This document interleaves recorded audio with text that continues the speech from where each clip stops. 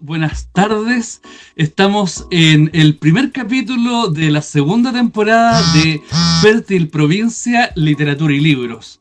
En esta oportunidad estamos en una coproducción nuevamente, como en la primera temporada, entre el periódico Directa.cl y Radio FM Pulso.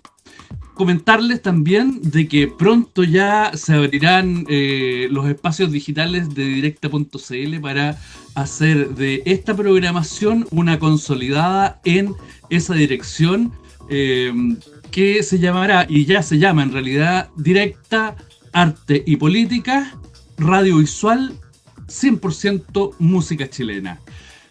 Enviarle un saludo a nuestro amigo que tan gentilmente asesora, ¿no es cierto?, en la parte técnica, don Fernando Catalán Peineñanco, y quien nos apoya siempre con sus gráficas, el eximio diseñador don Max Cofré, con esos afiches de antología que los vamos a enmarcar prontamente cuando tengamos nuestros estudios.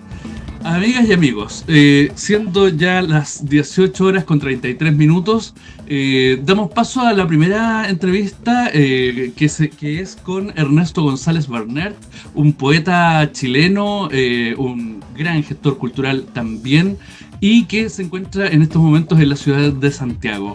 Hola Ernesto, ¿cómo estás? Hola Ramiro, ¿cómo están? Y a todos los amigos de Directa, muy feliz de estar nuevamente acá, digamos, conversando de arte, cultura y las cosas que están pasando, digamos, en el país. Por supuesto que sí. Ernesto, mira, el primer capítulo, ¿no es cierto?, de este programa que ya ha pasado su primera temporada, donde tuvimos entrevistas con autores tan importantes como los que tenemos el día de hoy, contándote, ¿no es cierto? Primero, para que el público te conozca, los que no, cuéntanos, ¿cómo tú te iniciaste en el mundo de la literatura? ¿Cuáles fueron tus primeras experiencias en esto? Para que te dieras cuenta y te dedicaras al ámbito de la literatura, a la poesía específicamente. Mira, yo nací en Temuco y viví hasta los 15 años, digamos, en esa ciudad, y ahí me inicié, digamos. Esa zona de confluencia, como tú sabes, de tanto mestizaje, cultura, violencia, soldadesca, digamos, y eso fue ese germen, digamos, que me hizo escribir, digamos. Ahí en unos talleres tempranos en la Galo Sepúlveda, esos talleres gratuitos que a veces la gente dice, ¿para qué sirven? Bueno, para que gente como uno que llega sin mucha pluma y talento se forme, digamos, al alero de esas instituciones públicas. Y bueno, ahí partí, digamos, un poco la carrera literaria. Y después, bueno, siguiendo a Neruda y a Jorge Telier, digamos, dos referentes literarios, me quise venir a probar suerte, digamos, a la capital, digamos, con mi mochilita cargada de ilusiones. Así que mis inicios, digamos, son súper marcados por la frontera, digamos, por el Gualmapu. ¿Y eso tú de alguna manera lo recogiste en tu primer trabajo? Yo recuerdo haber leído, sí, cosas distintas a lo que pasaba en ese momento en Temuco, los dragones, los la dragones cuarta camino de los pequeño, dragones, ¿no? Sí, claro, bueno, es un libro de inicio, digamos, un libro también muy literario, pero que creo que ciertamente sí recoge, yo creo, muy metafóricamente, no con el desparpajo, digamos, de lo que se hace ahora o lo que podría uno estar mirando ahora, esta confluencia, digamos, de los 90, porque soy un poeta de los 90, digamos, en el sentido de mi inicio, un poeta del 95, esa alegría ya viene, la transición en la medida de lo posible, todas esas basofias, digamos, que también uno estaba ahí inmerso, digamos, la gente que venía volviendo del exilio, los poetas mapuches, digamos, que empezaban a agarrar una fuerza tremenda, etcétera. Entonces, bueno, ahí estoy yo, digamos, un poco mirando también el pasado, digamos, que es un libro también en el sentido que hace una mirada también a lo que hacían, digamos, mis mayores, Venancio Lisboa, Jorge Telier, Nicolás Chewailaf, Clemente Riedemann, etcétera. Neruda. Por supuesto. Y bueno, después te desplazas a Santiago. ¿Cómo fue tu inserción en la metrópoli y te integraste a poco andar, ¿no es cierto?, en los circuitos literarios y culturales de la ciudad? Sí, bueno, fue súper... gracias a Dios vivíamos en el sur también una explosión, digamos, de mucho contacto, digamos, con otras regiones, con Valdivia, con, no sé, con Concepción, con lo que pasaba en Santiago. Entonces estábamos súper bien conectados, a pesar de que éramos unos peques, la gran mayoría. Así que no fue tan difícil conectarme acá, digamos, llegar a la SECH, digamos. Acá hay hartas instituciones públicas, que el Centro Cultural España, digamos, donde empecé a hacer talleres, no sé, con Gonzalo Millán, con Florior Pérez, Jaime Quesada, ay, se me van los nombres ahora, pero con mucha gente, digamos. Entonces me empecé a conectar, digamos, y a aprender el oficio, digamos. Esta es una carrera que nunca acaba uno de aprender, siempre es un amateur.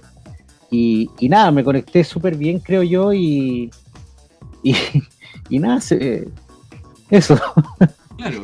Bueno, una cosa son tus relaciones, ¿no es cierto?, tus cambios de lugar, pero hay un momento en el cual tú ya tienes una obra, un par de libros publicados, ¿no es cierto?, pero comienzas, o más bien dicho, continúas con un trabajo que también va de la mano con el mundo poético, ¿no es cierto?, que es el de la gestión cultural, y en un momento determinado llegas a trabajar eh, a la Casa Museo de Pablo Neruda ahí en La Chascona, ¿no es cierto? Cuéntanos, por favor, ¿cómo fue esa experiencia? ¿Cómo ha sido? Claro, mira, todavía estoy trabajando digamos, en esta casa museo, digamos, dirigiendo la parte cultural, digamos, práctica, digamos, que eran los eventos, cosa que llevamos 18 meses sin eventos y sin turismo. Bueno, yo llego porque estaba trabajando un poco, pituteando, digamos, en municipalidades con lecturas, haciendo eventos literarios, digamos, en la Municipalidad de Providencia, en la Biblioteca Balmaceda también. Y un poco por mi gestión ahí, digamos, se interesan también en replicarla, digamos, en la fundación, y por eso me llaman a mí y me van a buscar, digamos, para que replique eso en la Chascona, digamos, en Santiago. Y bueno, ha sido súper agradable, digamos, una rica manera también de abrir la puerta, digamos, a la poesía joven, sobre todo, a crear lazos, puentes entre diferentes disciplinas artísticas. No sé, han pasado 2.000, 3.000 poetas por la fundación desde el 2013-14 que llegué. Miles de encuentros, festivales, recitales, no sé, documentales, hemos dado de todo, hemos hecho, y todo, digamos, como se hace en Chile, digamos, con tres papas, digamos, armar la cazuela, porque también es la pobreza, digamos, y la mirada siempre despectiva a los artistas y a hacer arte, digamos, es súper difícil, digamos, construir desde ahí.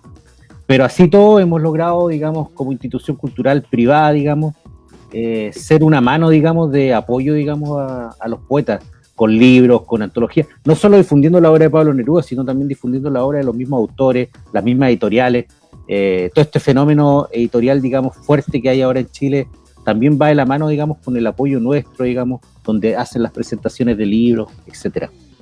Por supuesto, o sea, hemos visto recitales, publicaciones, revistas, libros que yo he podido leer este último tiempo, Elvira Hernández, Pepe Cuevas, Cristian Formoso, etcétera, ¿no? Bueno, Verdaderamente un trabajo muy oh, oh.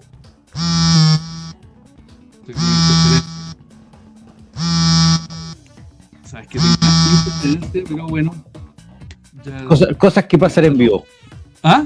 Cosas que pasan en vivo. Compañero. Sí, pues. Pero bueno, es que la gente solicita. Tenemos muchas cosas que hacer también. Pero bueno, sí, oye, continuando, muchas gracias, disculpa.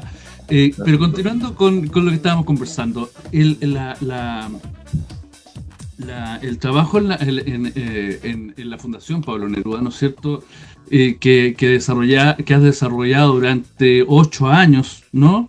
7, 8 años ya. Sí, sí, Nuevamente, y no soy el único, ¿ah? Es un equipo, porque siempre uno es como, y yo soy como un mando medio, digamos, un peluche, digamos, en la fundación, no me quiero arrogar, digamos, más importancia de la real, digamos. Soy parte, digamos, soy como la cara visible, digamos. Yo a veces pienso que soy como el mayordomo de la poesía chilena, digamos. Esta especie que está como en este castillo, digamos, que nos dejó Pablo Neruda, y yo recibo a la gente y como converso y eso. Así que, no, pero hay un equipo que no es muy grande tampoco, es chiquitito, y ahí trabajando a full, pues, de sol a sol nomás, por supuesto. tratando Pero de dar lamentablemente una con esta gestión. cuestión de la pandemia se ha visto el trabajo extremadamente mermado, ¿no es cierto? Eh, No, y han sufrido ya los sí, embates de la pandemia desde el 18 de octubre. En realidad, en adelante el turismo se ha venido abajo. Cuéntanos, claro. ¿en qué situación se encuentran?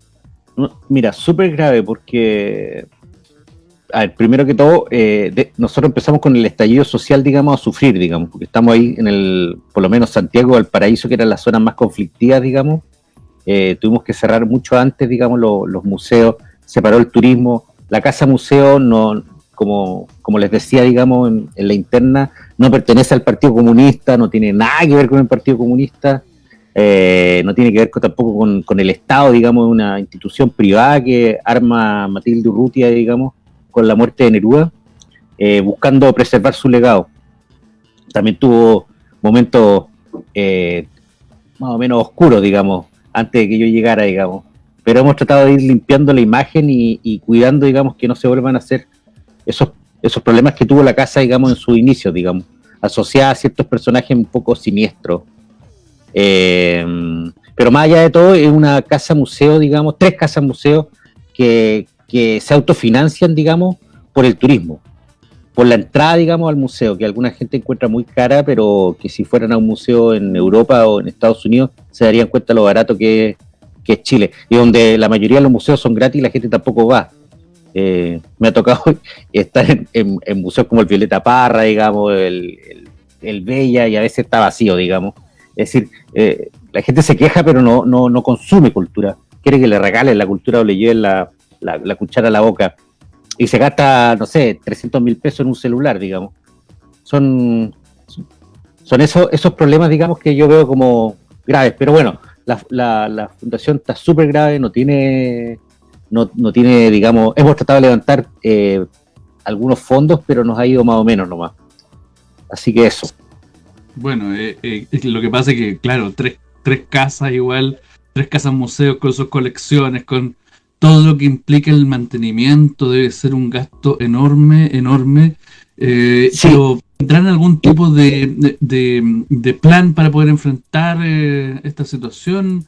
¿O es de esperar la apertura de las fronteras, la vuelta a la normalidad?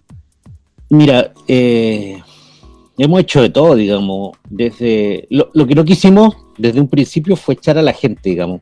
Hicieron muchas instituciones públicas, que me da vergüenza decirlo, pero eh, nosotros, digamos, la fundación se bajaron los sueldos al mínimo desde los 18 meses para tratar de que nadie se fuera a la calle, digamos. La mayoría de los puestos, digamos, públicos, la gente la echaron, digamos, de bibliotecas, muchos amigos míos, y tratamos de que no fuera así, digamos. Somos una empresa, digamos, con una mirada, digamos, humana, digamos, del quehacer.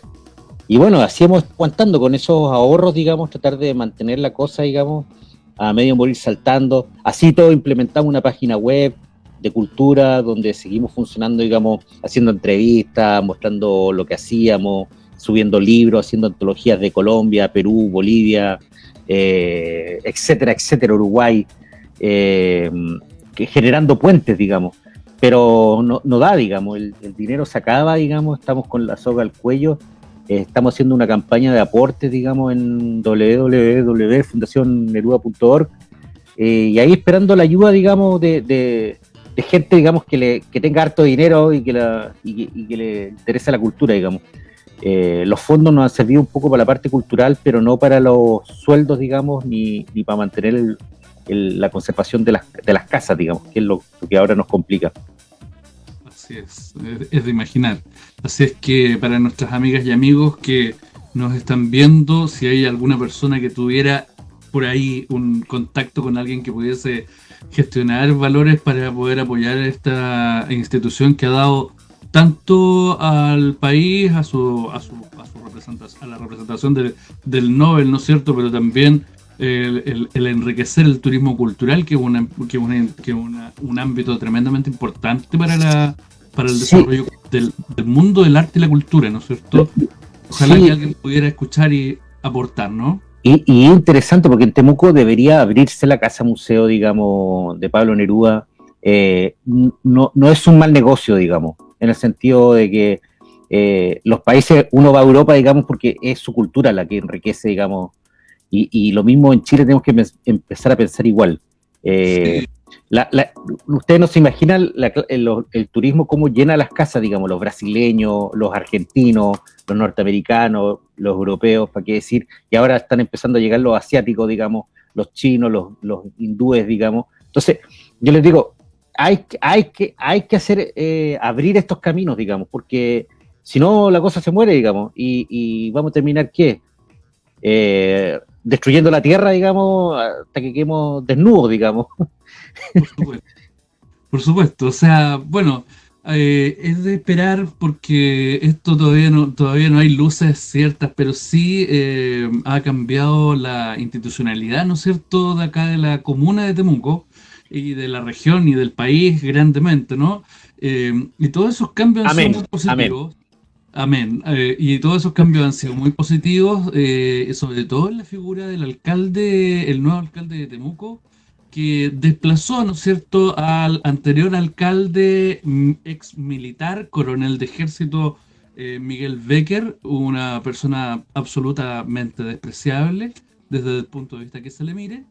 Y ahora está Roberto Neira, una persona que en realidad se ha abierto a conversar con el mundo del arte y la cultura y ver la posibilidad de proyectos vinculados a pro hombres y pro mujeres también, muy importantes para las letras y para el arte y la cultura nacional. Así que vamos a tener prontamente noticias a partir de ello. Pero para poder continuar con la entrevista, ya que nos quedan un par de minutos, Ernesto, yo he tenido el placer y el honor de poder reseñar en algún momento un libro tuyo, pero también he visto de que se han publicado, no tan solo en Chile, sino que en el extranjero, nuevas ediciones a tus libros, has recibido reconocimientos, como el Festival Internacional de Poesía, el Premio Internacional, ¿no es cierto?, el Concurso Internacional de Poesía de Nueva York, ¿no es Poetry. cierto?, entre otros. Eh, Aprovechamos de saludar al que ganó el primer lugar en el mismo certamen poético, que es César Cabello, que lamentablemente tuvo un encontrón temporal y no pudo estar presente con nosotros. Le mandamos un saludo afectuoso. Pero Un cuéntanos. abrazo. Un Sí, un abrazo. abrazo al Más otro encima, compañero de Temuco. es muy lindo porque en un concurso, digamos, internacional que salgan dos temuquenses, digamos, Oh, sí, eh, habla un poco de lo que se está haciendo, digamos, que se ha hecho durante estos años, donde hay una camada de poetas, unos 15, 20 poetas muy buenos, digamos, por supuesto. eh, que merecen mucha más atención y ojalá sigamos entre todos, digamos, sumándonos y creando esta especie de nuevo Walmapu, digamos, que se nos viene Y es, con una nueva culturalidad, digamos. por supuesto. Pero entonces, lo que nosotros queremos conocer de ti también, ¿cómo ha sido este último tiempo en cuanto a tu trabajo literario propiamente tal, las publicaciones? Cuéntanos un poco lo que te ha sucedido este último tiempo, que no ha sido poco.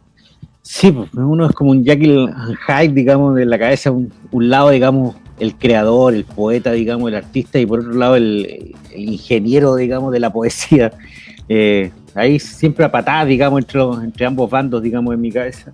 Uno trata de seguir escribiendo, seguir pensando, esta conversación inteligente que es la poesía, digamos. Esta manera, digamos, de entendernos y escucharnos. Bueno, sí, he publicado, digamos, unas traducciones en Estados Unidos de un libro que ganó el mejor obra inédita el 2014, Playlist, donde hago un trabajo, digamos, de poesía con la música de los 90, y un poco antigua también, porque era la música que se escuchaba, digamos, en Temuco, en la radio, digamos, la radio pop, rock, digamos, de la época, donde hago un cruce con la música, y ese libro ha tenido harto éxito, digamos, quizás por su llegada pop, digamos, se publicó en Estados Unidos, ahora se publicó bilingüe acá en Chile, ya tenía una edición del 2015. ¿Qué más? Bueno, se publicó en Argentina, se han publicado 2 antologías, una por Buenos Aires Poetry, Ningún hombre es una isla, que es un verso de John Donne, que le da título, digamos, al libro, y una antología también en La Carretilla Roja, digamos, Equipaje Ligero. Y sí, me ha ido muy bien, digamos, también publicó un libro en Perú hace poquito, una plaquette con unos poemas de trabajos de luz sobre el agua, un libro bien antiguo, digamos, mío, del 2007-2008, pero que le sigue gustando a la gente y le interesa, digamos. Así que sí, he tenido hartas publicaciones, vienen algunas más, viene una super obra reunida, digamos, 5 mamuts en fila, donde reúnen algunos poemas, viene un librito que se llama Arte Tábano, lo voy a reeditar también. Sí. Y bueno, ahí estamos siempre creando, digamos, trabajando. Esto que tú nombras del concurso de Nueva York, donde saqué una mención, un libro que se llama Venado Tuerto, digamos, que posiblemente se publique en Nueva York. Así que nada, moviéndonos a full, digamos, con la poesía, digamos. Sí, pues.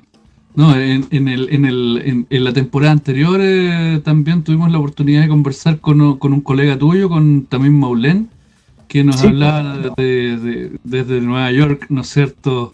Y mandando muchos saludos a ti también y a todo el equipo de la sección, que son muy amigos además.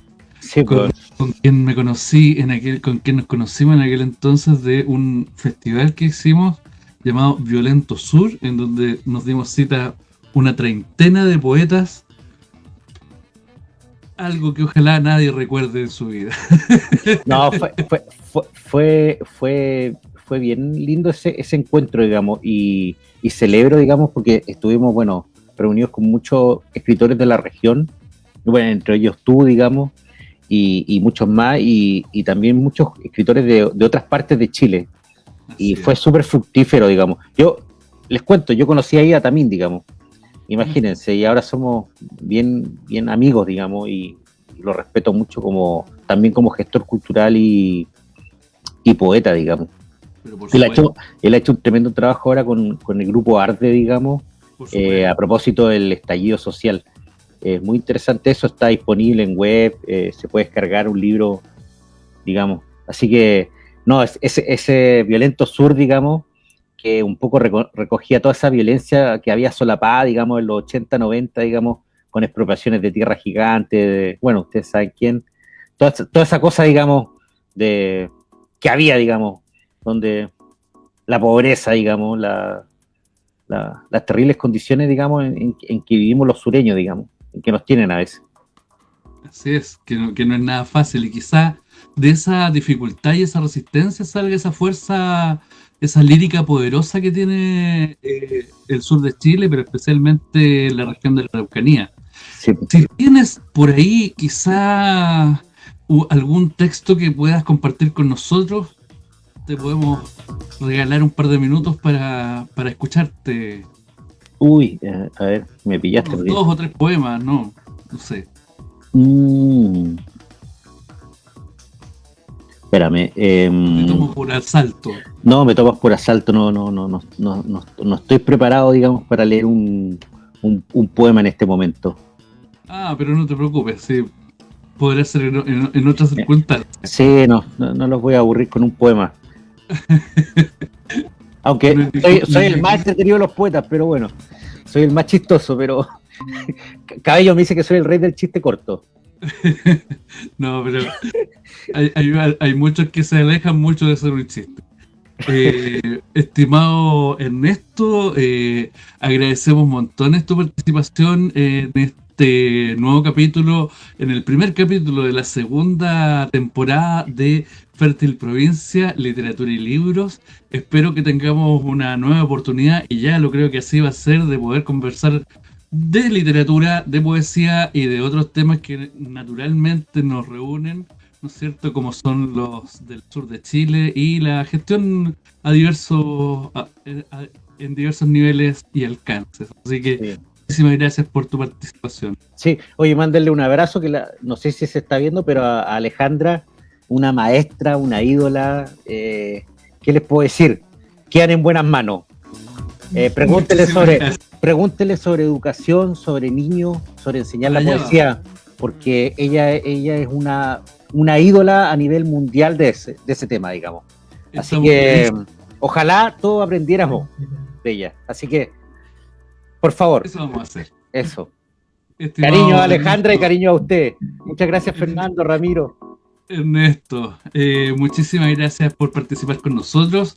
Amigas y amigos, nosotros estamos en el primer capítulo de la segunda temporada de Fértil Provincia, Literatura y Libros, una coproducción entre el periódico Directa.cl y Radio FM Pulso, donde aprovechamos, momento en el cual aprovechamos también de enviarle un saludo a nuestro querido director allá, Fernando Catalán Paineñanco, y a nuestro querido amigo que nos apoya también en las gráficas, siempre preciosas, hermosas, don Max Cofré y Ecos Diseño Gráfico. En este momento ya estamos reunidos en el mundo digital, ¿no es cierto?, con una destacadísima escritora, poeta chilena, que ha desarrollado su trabajo no tan solo en el ámbito de la poesía y la escritura, ¿no es cierto?, y la publicación de sus textos, sino que también ha desarrollado una labor encomiable, muy importante en relación a lo que es una disciplina que ella practica y que es la educación poética. Vamos a hablar con ella, vamos a establecer un nexo con sus primeros tiempos en los cuales ella desarrolló su trabajo y hasta llegar a la actualidad. Estimada Alejandra, hola, ¿cómo estás? Hola Ramiro, aquí estamos bien, un poco sonrojada con las palabras de Ernesto que alcancé a escuchar al final, pero feliz de estar aquí en tu programa y bueno, te felicito porque esto es lo que nos hace falta en el país, este tipo de programas donde los creadores puedan mostrar su trabajo y tú además que eres también un creador y un gran lector, vas haciendo las preguntas y así se va creando el conocimiento entre todos. Así que te felicito. Sí. Muchísimas gracias, Alejandra. Tratamos de desarrollar contenidos relacionados al arte y la política, que son dos ámbitos muy, muy entrelazados entre sí, ¿no es cierto? Y que tienen momentos maravillosos como los que nosotros podemos leer cuando abrimos tus libros. Entonces, quisiéramos, para que el público que no te conoce aún pueda saber de ti, que nos cuentes un poquito cómo iniciaste tu trabajo, tu interés por la literatura y cuáles fueron tus primeras instancias, ¿no es cierto?, tus primeros ámbitos de interés para ingresar en este mundo de la literatura y la poesía especialmente. Muy bien, Ramiro. Primero me quiero agarrar de eso que dijiste, que en este programa se va a entrelazar lo que es el arte, la literatura con la política. Así como yo lo veo siempre, el arte es político. No significa eso que la poesía, toda su temática sea política. En el caso mío, yo soy una poeta que le gustan, soy una poeta de los 90, ¿no? O sea, siempre nosotros decíamos, existen 4 temas: el amor, el tiempo, la muerte y la belleza, ¿ya? Y todo gira en torno a eso. Y un poco me gusta ese pensamiento de las temáticas. Entonces, cuando yo hablo de poesía política, no solamente estoy hablando de la temática política en mi poética, sino más bien de mi trabajo como poeta educadora, que para mí esa es la dimensión más política en la que yo me desarrollo, no separo la vida de la obra. O sea, yo porque soy poeta, soy educadora también y terapeuta de la escritura. O sea, a través de la poesía llegué a esos oficios y que son de trabajo social, son de estar en primera línea en la educación, la formación y en un país que tiene tantas necesidades, ¿no? Entonces, el poeta, la poeta, no solamente ejerza en las letras, en su arte, sino también tenga un trabajo hacia la sociedad, un trabajo de servicio como el que hago yo, es una posición política, ¿no? Sobre todo hoy día, después de todo lo que hemos visto y que hemos comprobado que esta triste cifra de que Chile es uno de los países donde menos comprensión lectora hay, menos lectores hay, donde menos la gente tiene herramientas de lenguaje para poder educarse, sanarse y comprender su realidad.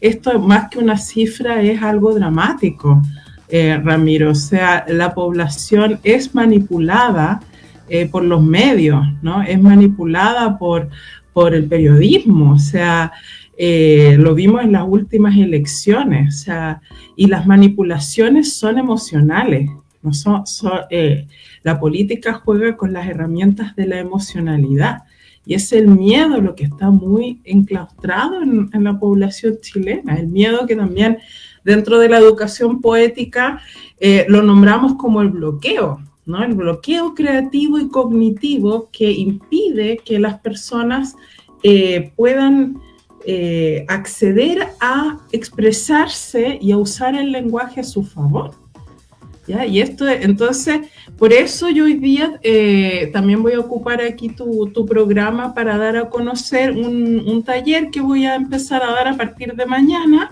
sobre los fundamentos de la educación poética.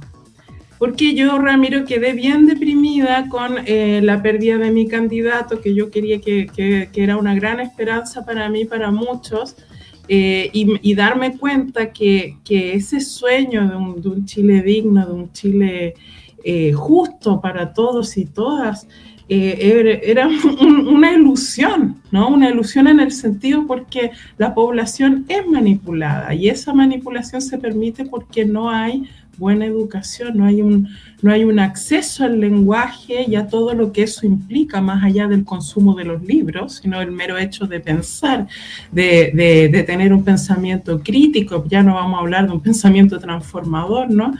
Se debe a la pobreza de la educación. Entonces yo ahí ese día dije, no, ¿sabes qué? Hay que ya realmente ocuparse de la formación de educadores, que es lo que en lo que yo estoy, nuestro grano de arena, ¿no? O sea, no puede ser que en un país con tantos poetas, tantos profesores que son poetas, no tengamos una didáctica acorde a ese gran recurso que es la poesía.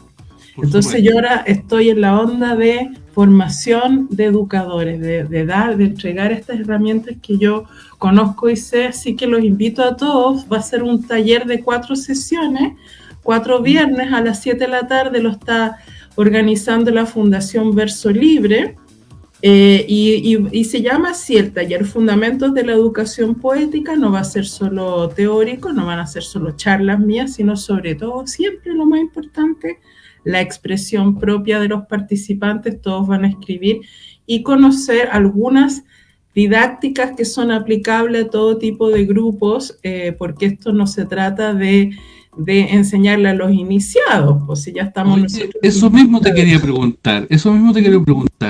Sí. Para que el público entienda entonces y comprenda en profundidad lo que tú nos estás comentando,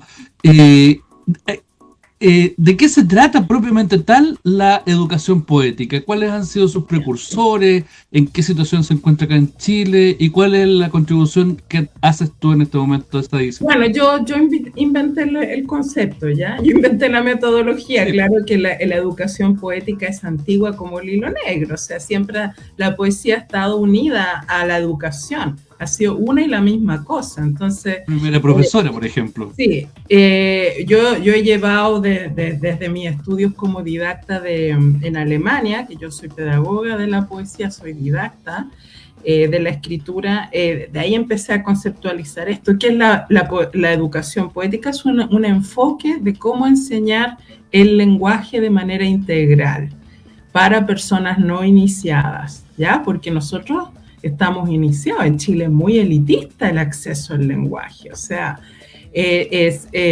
está en un grupo muy pequeño, somos muy pocos, a pesar de que es un país con muchos poetas, que es lo que nos salva de la ignominia total, porque además los poetas en su generosidad maravillosa y deseo también de subsistencia siempre son talleristas, y que realmente los talleres, esta tradición del taller y del grupo literario es lo que ha hecho que tengamos literatura y todavía tengamos lenguaje, pero no es algo masivo. La lectoescritura realmente no se fomenta desde la educación, ¿no? Entonces, esta es una metodología que es aplicable en todo tipo de grupos educativos, no solamente el aula formal, sino también en proyectos de educación popular, proyectos de educación no formal, ¿no? Que hay muchos en Chile y que tienen que haber más, porque la necesidad de alfabetización, no solamente del lenguaje, sino también emocional, va unido, eso es imprescindible. Entonces, esta es una metodología, un enfoque de cómo enseñar el lenguaje para personas no iniciadas. Eso sería como a grandes rasgos la educación poética. Perfecto. Pero volviendo al tema inicial, hay, para que las personas también conozcan tu lado artístico, poético propiamente tal, hay un libro muy interesante, dadas las condiciones de su contexto en el momento en que se edita por primera vez, y que ha vuelto a publicarse bajo el sello de la Universidad de Valparaíso, ¿no es cierto?, que es escrito en braille, y a mi modo de ver es un texto que permite entender, ¿no es cierto? O sea, es el primer libro de poesía que tiene una primera publicación como escrito en braille propiamente tal, ¿no es cierto?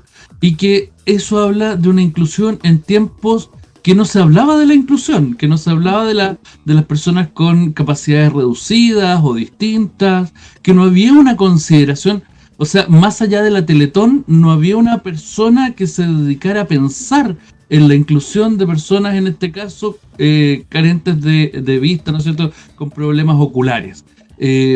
¿No es cierto? Entonces, quisiera que nos contaras cómo nació ese libro, cómo lo llegaste a concebir, la anécdota esa, ¿no?, de dónde fueron a parar esos libros, y la segunda edición en la actualidad. Sí, mira, tú me preguntabas al principio cuáles son las características de mi poesía, y una de las características de mi trabajo, que ya te dije, no es solamente lo que escribo, sino también mi labor, mis oficios, todo lo considero como parte de mi literatura, por así decirlo, de mi obra, pero siempre se ha caracterizado por ser adelantada. Bueno, yo ya llevo años escribiendo y publicando, así que ya esto no es pasarme de rollo, es verdad, es así.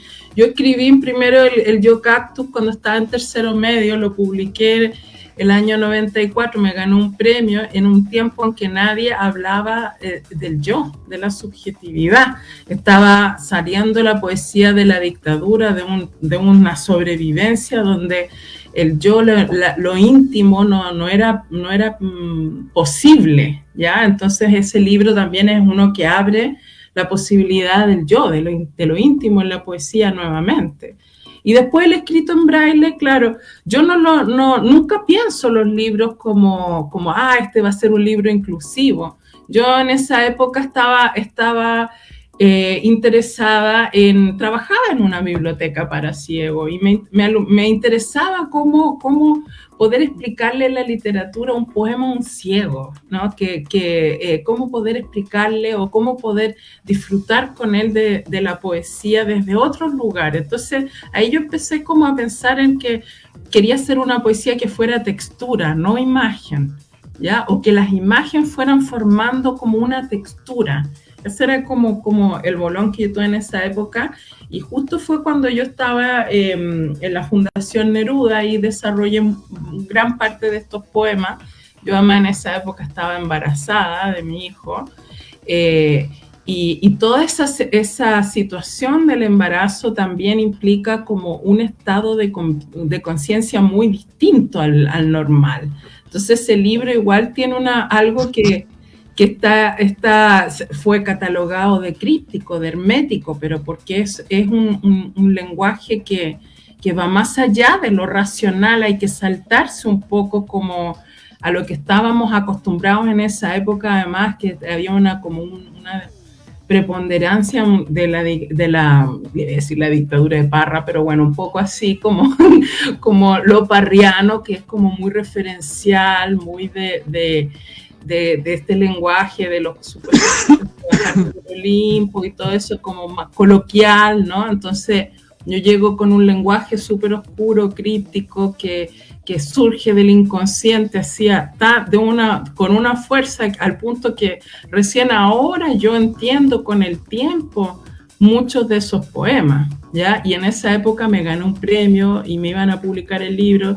Bueno, total que pasaron un montón de aventuras con el libro, y bueno, mi editor, Ernesto Faife de la Universidad de Valparaíso, que es un editor increíble, realmente una persona muy sensible y que sabe mucho de ediciones, buscó el libro que estaba perdido, que al final la única copia que quedaba era la última mía, que se la di, y así él creó esta edición homenaje, porque el libro original fue una edición que yo armé, que en esa época tampoco estaba tan de moda como ahora hacer los libros objetos, y yo lo hice a mi pinta, ¿cachai? El libro, y yo misma hice las tapas con braille, y el libro fue cosido y fue opaco, o sea, con cosas que en la época, estamos hablando de los años 90, era todo mucho más como Miami, ¿cachai? Entonces este libro no era Miami, pues era como un libro objeto. Hoy día todos hacen libro objeto, pero en esa época no, pues.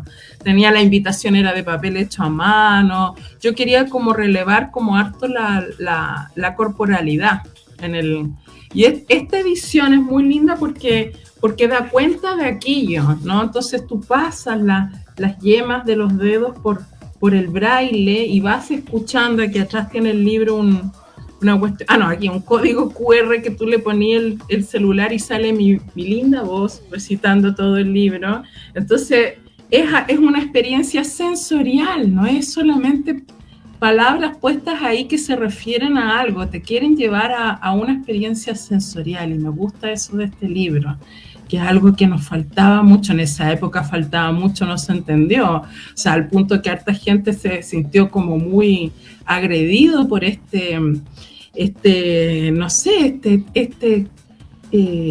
esfuerzo que yo hacía de una poesía vivente, pero era una poesía sensorial.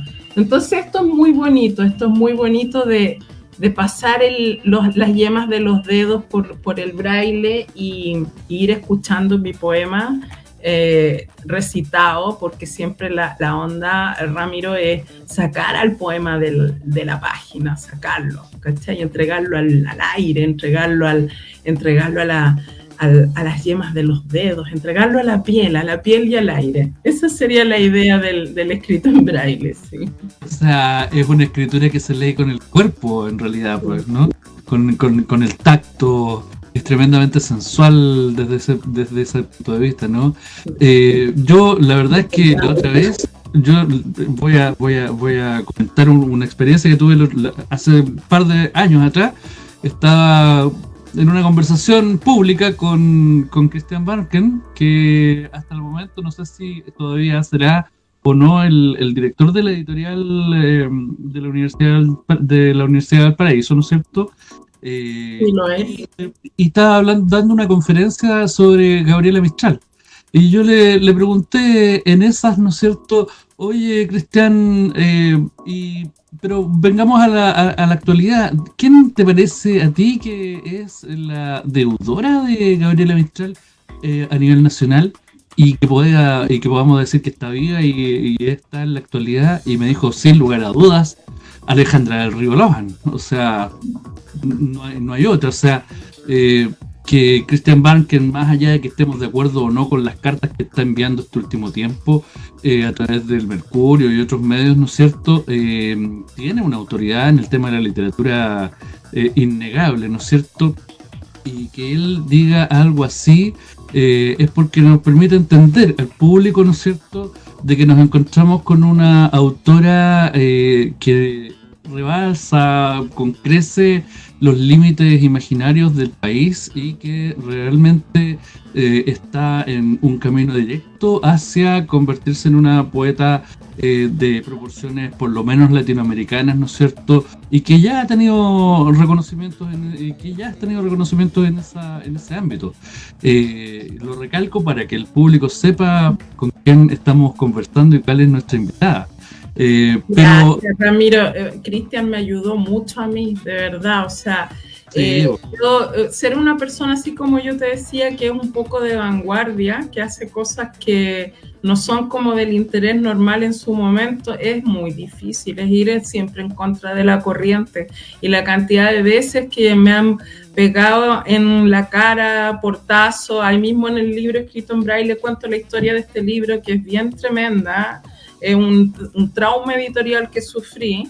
sí. Y el libro Dramatis Personae, que fue el primero que yo publiqué con ellos, ya me lo habían rechazado en otras editoriales y súper mala onda, y me habían dicho nadie puede escribir así, con mitos y todo, porque después en mi libro Dramatis Personae, ahora todos escriben con mitos, pero ahí en ese momento yo empecé a escribir de los mitos y a interesarme sobre la energía arquetípica de los mitos. Bueno, nada. Y yo igual esa cuestión cuando tú no tenés muchos amigos y también eres una persona enrollada y hipersensible, te afecta mucho que todo el mundo no te entiendan. Y entonces cuando a Christian Barken, por una casualidad de la vida súper casual, porque yo no soy de la onda de mandar mis libros a las editoriales después de lo que me pasó con LOM, nunca más, y le llegó mi libro y el loco, o sea, al tiro me llamó, yo quedé súper impactada cuando me dijo, te habla Christian Barken, te quiero publicar tu libro Dramatis Personae, y fue un tremendo impulso para mí, porque siempre yo, más allá de todo lo que políticamente no estoy de acuerdo con él, ¿ya? Y eso él lo sabe también, pero yo lo encuentro un tremendo educador.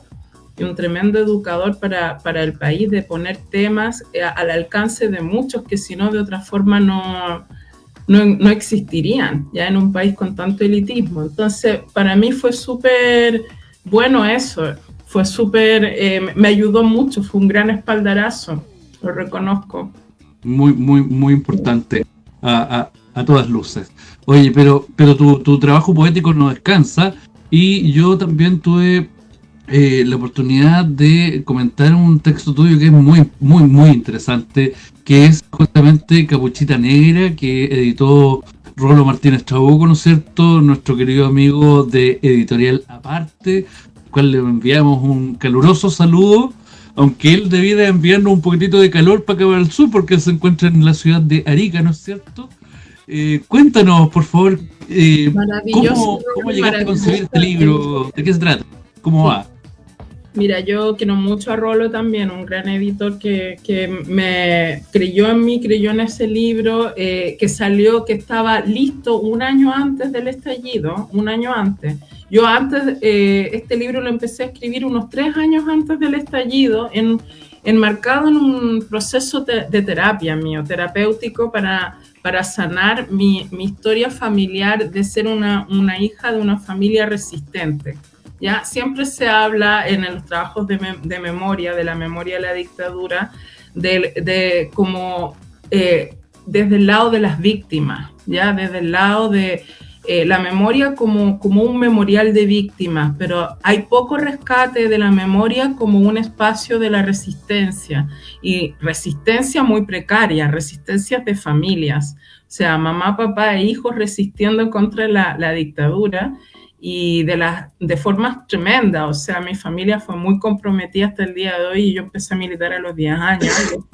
Es normal entre los hijos de las familias de izquierda, fue normal en esa época, era un desafío y un deber histórico a la vez, pero también que dejó muchas secuelas de dolor por el miedo y por las pérdidas y por montones de cosas, y también es bastante, hoy día yo lo miro con harto sospecha y escepticismo, la militancia infantil, ¿no? Y este mismo hacer de la primera línea de los jóvenes algo heroico, porque los niños tienen que estar haciéndose cargo de las cagazos de los adultos, ¿no? Porque siempre son los niños los que tienen que estar ahí en carne de cañón, en primera fila.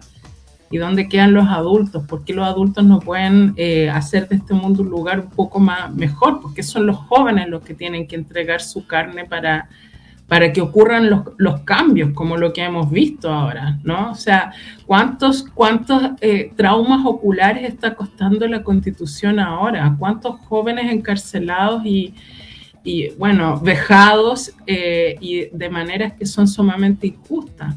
Entonces este libro trata de eso, Ramiro, de esa infancia en clandestinidad, de esa infancia en resistencia, de todos esos dolores, de todas las deudas que le quedan a la niña sin padre, la niña sin madre, la Capuchita, ¿no? Es un cuento, una historia como Caperucita Roja, porque es muy difícil hablar de eso. Entonces tenía que encontrar un marco que todos entendieran. El cuento de Caperucita Roja todos lo conocen, entonces enmarcado en el cuento van apareciendo todos los temas de esta familia en resistencia y de toda esta reconstrucción de la memoria entre los años 1985 y 1989, periodo en que yo fui niña y adolescente, y una capuchita negra. ¿Por qué le puse ese nombre?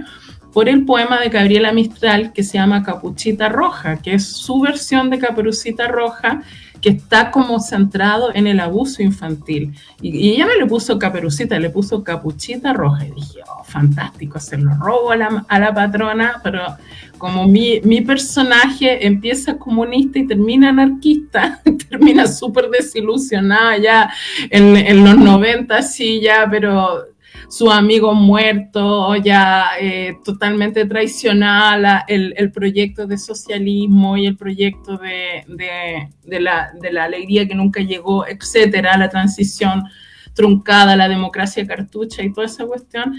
Entonces le pongo así, Capuchita Negra. Y eso fue, como te digo, un año antes del estallido. Igual ya estaba esta simbología de la capucha, ya estaba ahí, y eso es que al final no hay algo que sea como, que creo que el público no entienda que yo estoy diciendo que soy una profeta o algo así, sino que es mucho más descarnado. Es que la memoria es cíclica y siempre vuelven a pasar las mismas cosas.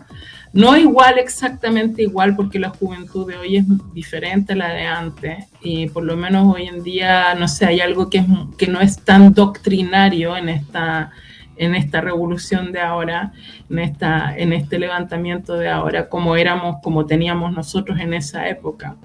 No hay hartas diferencias, pero la memoria es cíclica, es como Nietzsche decía, el tiempo es en espiral, se repite pero avanza. O como dice mi mamá, es un zig-zag. Estábamos en el zig y ahora vamos para el zag. Así es. Vamos para allá y para acá. Entonces, tenemos esas vueltas. Sí, Capuchita Negra habla de todo eso, pero es una versión súper, porque yo encuentro patúo escribir de la memoria absoluta de todo. Yo con Cueva puedo rescatar mi propia memoria y los fragmentos de mi propia memoria y de cómo, de mi protagonismo y el de mi familia en ese gran constructo o esa gran idea o esa gran aventura o esa gran pesadilla que fue la dictadura y que sigue siendo la dictadura. Por supuesto. Alejandra, pero tú mantienes, más allá de estas últimas publicaciones, nuevos proyectos, ¿no es cierto?, Entiendo de que vas a publicar fuera del país algunos textos. Cuéntanos, ¿cuál es la actualidad del trabajo que estás realizando en el ámbito de la poesía? Sí, mira, te cuento, querido, que con mis amigos de Editorial Aparte ya pronto va a salir una antología de poemas de amor. Sí, porque yo soy una poeta romántica en el más estricto sentido de la palabra, en el sentido Sturm und Drang, o sea, romanticismo alemán puro. Y bueno, y siempre como esto noventero que te decía, el amor, el tiempo, la muerte y la belleza, en todos los libros voy juntando poemas que son de amor, y en esta antología los junté y hice un libro nuevo de todo eso, con todos esos poemas y con poemas nuevos. Y va a ser un libro con muchos poemas, mucho erotismo. Es un libro que viene con prólogo postfacio, de Natalia Figueroa, que es una poeta joven muy interesante también y muy inteligente, académica también. Y ella habla que hay una voz queer ahí, ¿cachai? Que bueno, yo tampoco me lo había propuesto eso, pero el deseo no es absoluto blanco y negro, pues el deseo siempre es raro. Así que el libro es raro, va a tener de todo, tiene drama y tiene mucho erotismo y mucho cuerpo, se llama Tú Calas, así se llama el libro. Y también viene otro libro que se llama Actitud Plateada, que estoy... ¿Me escucháis, Ramiro? Sí, Sí. Ya, porque vi que estaba como que se había pegado mi imagen o algo así, pero parece que no. Mira, viene otro libro que es El Actitud Plateada, que viene por una editorial que se llama Perros Románticos, con el Emerson Pérez, que también es una editorial pequeña. Me gusta trabajar con amigos de editoriales pequeñas. Me encanta toda la labor que está haciendo las ediciones independientes en Chile, me gusta mucho.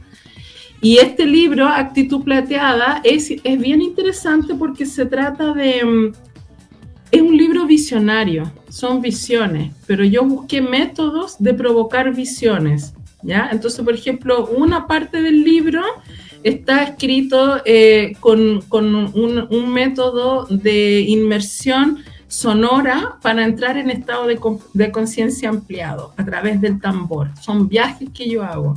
Y otra parte del libro son sueños, pero son puras, en el fondo, lo que quiero hablar en este libro, ¿qué es la actitud plateada? ¿Qué es lo humano? Es lo humano, es como la cruza entre la oscuridad y la luz. Eso es el humano y esa es la plata. Entonces, el planeta Tierra no es un lugar, no es un paraíso, y ni es un infierno, es ambas cosas, ambos, paraíso e infierno. Entonces, de eso se trata el libro. Es un libro con mitología propia, o sea, aparte con un mito que a mí se me presenta una visión de las ballenas, ¿ya? De las ballenas, del origen de las ballenas. Es muy lindo. Y la segunda parte es una visión que tuve en México, en la pirámide de Teotihuacán, que vi a los guardianes de las pirámides, que eran unos niños sacrificados que se transforman después en mariposa. Y eso lo vi y en un estado de conciencia ampliado escribí todas esas visiones. Pero son súper entendibles, no son como visiones así, como un lenguaje tan oscuro como el descrito en Braille, que es un libro sibilínico, ¿no? Es como la sibila que está sobre los fuegos que salen tóxicos, y con eso se intoxica y dice palabras incoherentes que los otros tienen que descifrar. No, en este libro, Actitud Plateada, es una canalización muy limpia, muy limpia. Es muy bonito el libro. A mí estoy muy contenta. Y bueno, y sí lo voy a publicar en España, porque salió finalista de un concurso importante que no lo gané, pero me propusieron publicarlo en una prestigiosa editorial en España. Y así, pero yo quiero primero que salga en Chile, porque para mí todo es Chile primero, y después que salga en España. Perfecto. Bueno, queridísima Alejandra del Río, ha sido un placer poder conversar contigo el día de hoy, conocer un poco más, ¿no es cierto?, y saber en lo que te encuentras. Así que agradecemos un montón tu participación. Oye, yo también encantada, siento que hablé montones, espero que el público lo hayan entendido y no haya hablado yo así como una metralleta para todos lados, sino que se ríe el chiquillo ahí, pero sí es verdad. Pero bueno, cariño, yo no tengo medición del tiempo, Ramiro, puedo estar hablando horas y horas, así que... Lo tengo clarísimo, querida mía. Y así que pronto nos veremos acá en el sur de Chile. Amigas y amigos, estamos finalizando el primer capítulo de la segunda temporada de Fértil Provincia, Literatura y Libros. Contarles, sí, de que la próxima semana tendremos interesantísimos invitados e invitada. Nos referimos a la ya prestigiosísima autora nacional Soledad Fariña, con la cual conversaremos sobre sus últimos trabajos y libro de ensayos sobre literatura chilena, ¿no es cierto? También tendremos la presentación de un libro muy interesante, sobre todo en el ámbito de la educación, que es el profesor Sísifo de Alex Saldía, una edición de La Pollera Ediciones muy, muy interesante. Y terminaremos con una entrevista a un autor, un poeta chileno verdaderamente importante.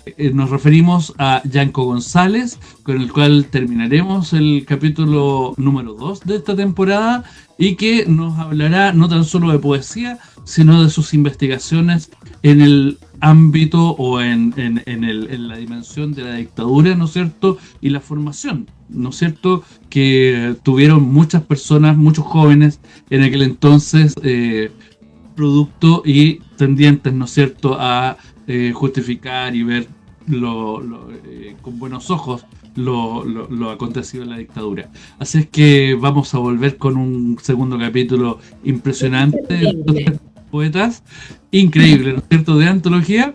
Así es que continuamos con nuestra programación. Así es que nos despedimos. Muchísimas gracias a todas y a todos. Adiós.